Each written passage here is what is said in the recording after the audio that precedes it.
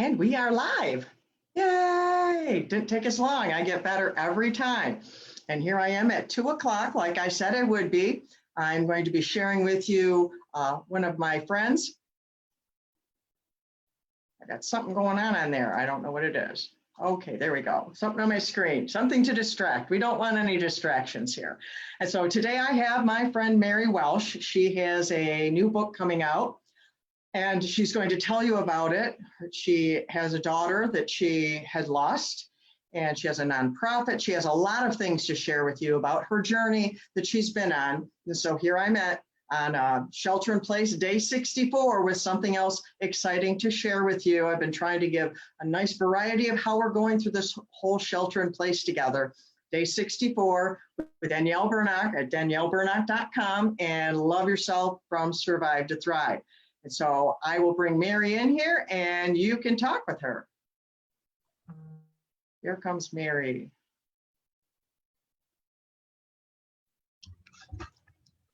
Hey there, Mary. Hi. How you doing? I'm doing well. How are you? I'm doing good. It only took me a little bit more, and then there was something on the screen I had to exit out of because it popped up, you know, technology. Love technology. Well, thanks for having me on today. Oh, you're welcome. I'm really excited for what you can share with people. You have been through a lot, and a lot of people have lost a child, and you can help a lot of people. And so I'm excited about your book coming out and the other stuff you'll share a little bit later. And so I just wanted to start with, how long has it been since you lost your daughter? So, Susie's Angel Day is next Monday. So it'll be 3 years on Monday that she's 3 been years. gone. You know, she's with us every day, and, you know, and everything we do. And so she still lives on with us, and just in a different way. Right. Right. I just wasn't sure how raw it was. I didn't remember. I know you had told me before, but I know it never gets easy, but No. you get more accustomed to it, maybe. Would that be a better way of putting it? I don't know, because it's not like the first day, but some days it is, I'm sure, because there are grief surges that take place. So, you know, grief comes in waves. You know, there's something that somebody said, or something you saw, or a memory comes up, or a thought, and, you know, it can take you right down to that raw minute where you're just falling apart. And then the next minute, you know, you remember and reflect on them and what impact they had on us, and that they gave it everything in their life to be, you know, here with us. yeah. So it makes it a little easier. That's like, I know that it changes. I know grief morphs over time. It doesn't stay the same. It turns into a different form of a beast. Yeah. So, and that's an important thing to know, because in my book, I talk about the different stages of grief, but they don't go in a linear line. They're not consecutive. They can all happen at the same time. You know, you can be feeling so many different things and just feel that you can't even tie your shoes. I mean, you just can't function, you know. Yeah. Then the next moment, you know, you're having a family gathering and everybody's around, and, you know, everybody's happy and laughing, and you're thinking to yourself, but why? You know, and so it's learning to live with the different situations that come along. Right. And more of a positive aspect of reflection on it helps a lot. Right. Right. And so you wrote this book that you're releasing on the 1st of June, because that's Susie's Angel Day, right? Yes, that's her Angel Day. And you're releasing it on June 6th. And how long did it take you to do just the writing process? Because I know doing a book, there's the writing and the editing. I mean, there's lots of different parts of the process, but just the writing part, how long did that take you to do? So I guess I'd have to take you back to how I started writing. Well, tell us the story. You know, I'm a big advocate of therapy. And Me so too. talking with other people, you kind of get your thoughts out, and your things that you don't tell anybody else, and you put it Right. in a safe environment, and you can just let it Exactly. go. And sometimes you never know what you're going to say in those moments when you're with your therapist. Where It did that happens come when you do from? Facebook Lives too. You go, I wonder what I'm going to say today. And um, I kind of look at therapy in a different fashion. My therapist laughed at me because I brought my mother and my mother-in-law, and I brought my husband, and some of the kids have gone with me. And I said, if you want to know me, you have to know all of me. And those people are you're learning about my daughter Susie that's gone, but all these other people have a major factor in Wow. how I process life. And so she always told me I had to bring something for show and tell to start that discussion. And so she always talks and laughs about me bringing people as show and tell. But That I wasn't making fun of you kind of laughing, was it? pardon? She wasn't making fun of you Oh laughing, was she? no. She Okay, just just making said it was sure. she had never heard of anybody and bringing people as show and tell. And so she laughs with me. She never Okay. laughs at me. Good. It's not good to have a therapist laugh at you. No, that I would had not one be call good. me a liar before, and I didn't go back there. Yeah. So I just started journaling. I just started putting my thoughts down on paper. Mhm. I did, and as I went through the therapy, and as I was bringing these other people in to talk so she could get to recognize them, she encouraged me to journal deeper, and that I could make an impact with other people. And it was not on my agenda. It was never meant to be. And the more I thought about it and more I went back and read my journal, I'm like, maybe I can help somebody. And so that was how I started to do it. The book took me about 2 years to write. It took me a year to put the pictures in the book. I can appreciate I have that. a phobia about pictures because they can take me down a rabbit hole of self-pity, whatever you want to call it, just depression. And so it was kind of stalled. And so one day my daughter's friend called out of the clear blue and said, Mom, what's going on? And I said, trying to look at these pictures. And she said, I'll be right over. And she spent 3 weeks with me. And we Wow. every picture out, and we laughed and we cried and we reminisced about the time frame and I can look at all these pictures now and it's okay. You did grief work. That's grief work that she came and she did grief work with you. She did. And you processed those like that. Now you see them all differently. That's awesome. And she did the same thing. She said, Mom, you've made me feel like I've made a difference, that I made a difference in her life because you're telling me different perspectives on what I knew as to what she knew, and so I have a limited edition book that has all full color prints in it, and then I have my black and white version, so those that know Susie may want the colored print, but I felt it was important to, as I shared my story, to share Susie in the story. And so anybody that's grieving can put their own child into that that setting, Right. That's awesome. Yeah, I have probably like 13,000 pictures on my phone. And sometimes I go through, I'm like, there's too many. I need to get them off. But then you get sucked into where they're at, and then you're emotionally there. And I'm like, I'm too emotionally attached. I need to stop doing this. I need to be very methodical or something to do that. And so I do it from time to time, but I understand the getting sucked into that. And it's, totally. So in the book, I did a section of poems, and they were poems written by me for my daughter on her behalf.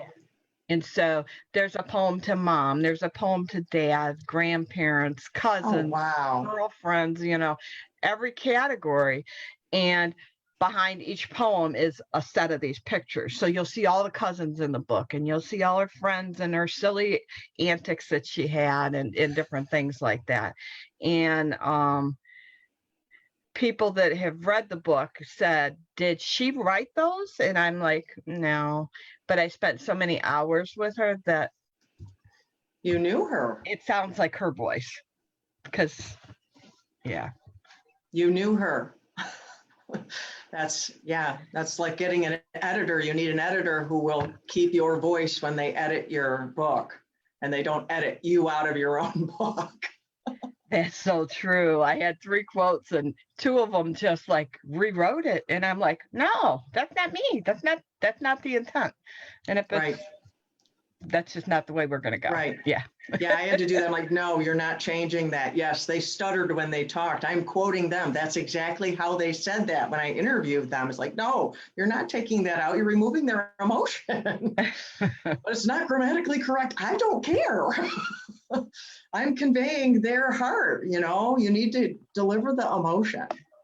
Yeah. So did you have other help? I mean, did you go to counseling while you were writing your book, or was self-therapy and your family and friends came alongside you? So You said you're so a I did big, get a oh yeah, you therapist, said, and you said the therapist and you took her, Yeah. sorry. that's okay. And I still see her to this day. We got husband looked at a group called Parents of USA. And so we go once a month, and it's all parents or grandparents that have lost a child. And it's just a safe zone to talk about your child, and learn from other people, and some of the Right. topics and different things to think about. And this year, my husband and I joined the board. So we help Wow. with manning some of the meetings. And I'm going to be speaking as a national speaker this summer for their main conference that they're going to have. They just told me it was canceled, but now it's on virtual. So Awesome. everything is virtual. Yeah. Summer, it's further than about, so we'll see. Yeah. So, oh yeah, that's wonderful. It's very important for a group to be safe, for you to bring your emotions and for it to be safe. Safety is so important. So what is your main goal with releasing this book? So the book is, this is the book. It's Journey into the Looking Glass, and it's finding hope after the loss of loved ones. And when you're fresh in grief, you can't function. You don't comprehend anything.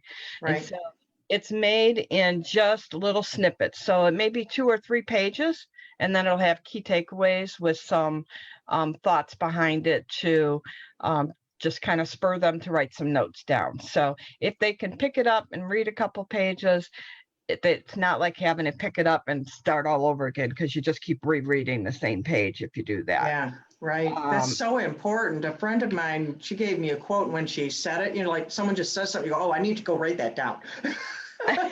She said that broken hearts cannot swallow big paragraphs. So true. I mean, I love that. It was so poetic how she said that. And your book is written in that way. Yeah. So when I was writing the book, after I started really writing the book and the research, putting it all together, I realized that I had a philosophy in life. And the philosophy in life was to always look on the positive side of things. I was always, one of the people that the glass is, half full instead of half empty.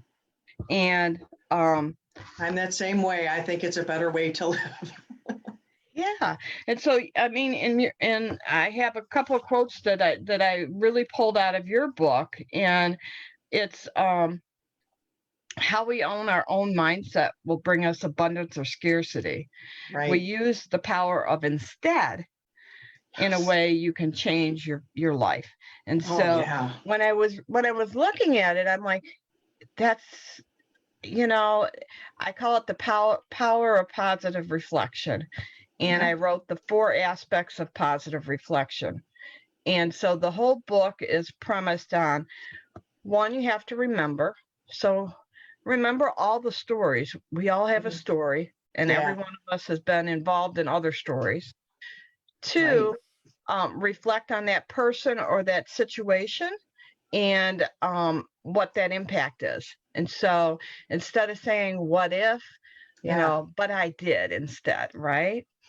The third one is to recreate, and that's to recreate your new normal. So it's not being a victim, it's being what you bring from the situation. So if you bring a positive mindset, you'll have a more positive outcome. Right. And then the fourth one is to relate. And in the relate stage, it's 1, taking care of yourself. 2, taking care of other people, what you do to help other people. And then 3, it's giving back in the community. And so before I actually authored the book, I started a nonprofit, and we create comfort bags and we give them to children that are in hospitals and foster care and shelters. And that's our way of giving back, that give back. That's awesome. Can you show us that thing that's behind you with Susie Q's kids? Yeah, so I do have a couple of banners, and I'll give you a quick one here. So this, I'm not real good at this, so we'll see how we do here. So Susie Q, and you'll see that we've got some children opening the bags. Full disclosure, those are my grandchildren, because I give the bags to kids that are in situations that I don't get to see them. Okay, so I give it to other nonprofits. And then we give them to foster care and hospitals. And then on this side is my new banner I just got yesterday. I just showed Danielle before we started. Whoop, where are we? And it shows my book. So there's my book we're talking about. But I also made a companion book for it, which is a journal that addresses the 4 aspects that we were just talking about. Wonderful. And then because I'm all about kids, I lost a kid, and how can I help other kids? I've created a grief book for children. Wonderful. And I got it yesterday. I got my proof, so it'll be coming out here shortly. And then the last one is I created a coloring book, and it's all about good characteristics, and those will also be out in June. And my thought is that the coloring book and the grief book will go into each of my comfort bags. Oh, wonderful. So a way for me to relate, right? To give back in the community. And the children's book is all about all the questions my grandchildren asked where their Aunt Susie was, how they can talk to her, does she miss them, where could she see them, different things like that. So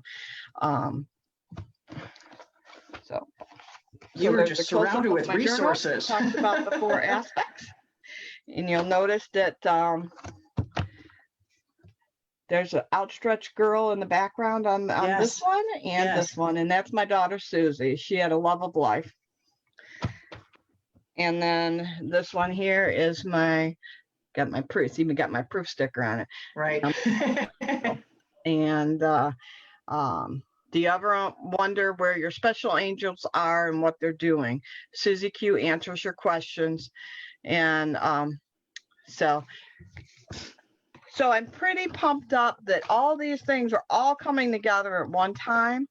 Yeah. And I pushed the envelope, probably should have waited another month or 2, maybe, to spread them all out. But it's Susie's Angel Day, and it's all about Susie. That's the reason I wrote the book. So they're all coming. I think your plan is great, and I think the timing is good, and to release them all. I mean, with what's going on in the world right now with this pandemic too, I mean, people are losing people having nothing to do with that, but there are people losing people due to the pandemic, and there's kids involved. And so I think your tools are just going to be so helpful for so many people. I am really excited about your books coming out. So I asked you to come on here. So the 4 aspects, the model of the 4 aspects, it can be used for any kind of grief. So it could be a divorce. It could be losing a job. It could be losing, having health concerns. It can be used in any way to flip that mindset to a more positive mindset. So you made a quote that said, owning your perception is how to take charge of those negative mindsets. And that's exactly ties into what I was doing with my book. And so when I read your book, I was like, oh my God, you hit so many different pieces that I connected. So thank you for having me on and for answering my questions. And so is there anything that you have that you'd like to ask otherwise? I would like to ask you, what would you say to a parent that's lost a child? If you could say one thing to them and they couldn't even read your book and you had this one opportunity to say something to them, what would you say to them? So I have two things that I always tell people when I go to a funeral. And it took me a long time to go to a funeral, and I can appreciate that. There's still some I don't go to. Okay. And so I couldn't have carnations for a long time. So you have to know your limits. Your limits are your limits, and don't let anybody else tell you you have to or make you feel bad. You know, there's going to be weddings and showers and babies, and any one of them can set you off because your loved one is not going to experience it. You're not going to experience it maybe as a grandparent or a parent, you know, involved in those things. So the two things that I tell everybody is, ask somebody to tell you their story, how they knew your loved one. And so I was recently at a funeral, and I said to the mom, I said, if you asked everybody in this room to write down 3 sentences, 2 sentences apiece, about 3 different stories, a snippet, just a snippet of a situation, I said, you will help them grieve, one, and you will have a different mindset about your child. Okay. And the second thing I always say, and I say it all the time, is say their name, say it loud, and say it proud. Some people will get anxious about it. They won't know how to respond, and that's okay, because that's their mechanism. Right. But if you open the door by saying their name often, other people will say it as well, and they'll bring up memories and they'll talk to you. But if you don't say it, they think it's a taboo subject and they'll just won't say anything. And then you feel like people have forgotten about your child, and it's most likely the wrong assertion, but they're afraid they're going to make you cry. And I say to people, I cry all the time. You see it or you don't see it. I said, I think of my child every day. I said, so I love it when you can share a moment with me, whether it makes me laugh or whether it makes me cry. You're still sharing a moment about my child, and I miss them. Wow. So those are the 2 important things that I always tell people. And then see a therapist. It helps to talk to other people. It really just does. Oh, yeah, definitely. Definitely. So how can people connect with you if they'd like to reach out to you, and you have coaching and stuff you have available? How can they reach out to you? Yeah, I have a website. It's drmarywelsh.com. So you can go on my website, and there's links on there to the different books. It talks about my nonprofit. It talks about my grief counseling. It's grief coaching. I put a disclaimer on. I am doctor of business. I am not a medical doctor at all. So I wrote this in the throes of the worst days of my life. And that's why people say it's so real, because it's the rawness will come through, but it'll come through with a glimmer of hope that you can get through this too. So it's drmarywelsh, WELSH.com. I will include the link when I post this also in the different places. So perfect. I just wanted you to deliver that there. And I just want to thank everyone who has joined us today. And I'll talk to you in just a minute, Mary. I'm going to put you in the waiting room for a second. I'm going to close with one quote from your book. Okay, cool. And it's, knowing your value is important to your life's purpose. Take ownership, own your circumstances of life so that you can move forward. Very true. Amen. So, yeah. Amen. So well, I'll talk to you in a minute. Okay. Okay. I just want to thank you all for joining me today and joining my friend Mary. And I hope that she spoke to you and encouraged you. And her book will be out on June 1st, and I will include the link with this video so that you can connect if that is something that serves you. So I want to say thank you for joining me today. That lady on the internet that says that she loves you, Danielle Burnock at danielleburnock.com, and love yourself from Survive to Thrive. So till tomorrow, bye-bye.